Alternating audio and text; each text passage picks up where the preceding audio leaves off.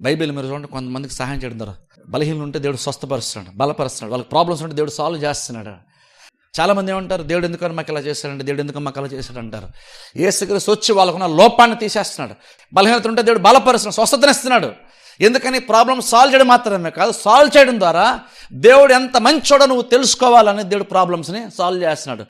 అలా బాగు చేసి తన మంచితనాన్ని అంటే రకంగా చెప్పండి, ఎలాగంటే నువ్వు అనేక దేవుడు ఇలా నన్ను చేసాడు, నాకు అన్యాయం చేశాను అనుకుంటామో, చచ్చా దేవుడు అన్యాయం చేసేవాడు కాదు, దేవుడు మేలు చేసేవాడు, దేవుడు మంచిని చేసేవాడు.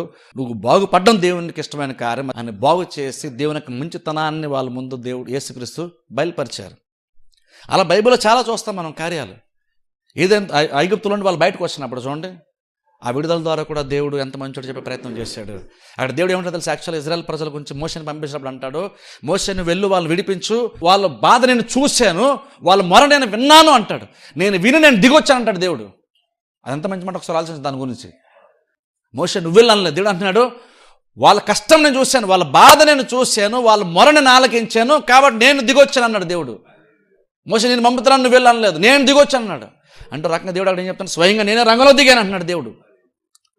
మనుషుల యొక్క కష్టానికి దేవుడు రెస్పాండ్ అవుతుందని చెప్తున్నాడు దేవుడు. అక్కడ దేవుడు ఒక రకంగా చెప్పండి, అక్కడ తన్ను తాను బయలుపరుచుకుంటున్నాడు. ఏమనంటే, ప్రజలు కష్టపడుతుంటే నేను చూస్తూ ఊరుకోను, వాళ్ళ కష్టాల్లో నా వైపు చూస్తే నేను వాళ్ళ వైపు చూస్తాను, వాళ్ళు మొర్ర పెడితే నేను వింటాను, వాళ్ళ కష్టంలో నేను కిందకు వచ్చి వాళ్ళకి నేను సహాయం చేస్తాను, వాళ్ళ కష్టాలను బయటికి నేను వాళ్ళని తీసుకొస్తాను.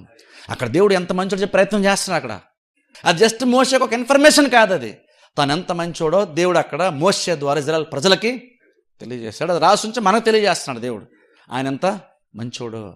అలా దేవుడు రకరకాల కార్యాల ద్వారా దేవుడు తనెంత మంచివాడో, తను ఎలాంటి వాడో బయలుపరుచుకుంటున్నాడు.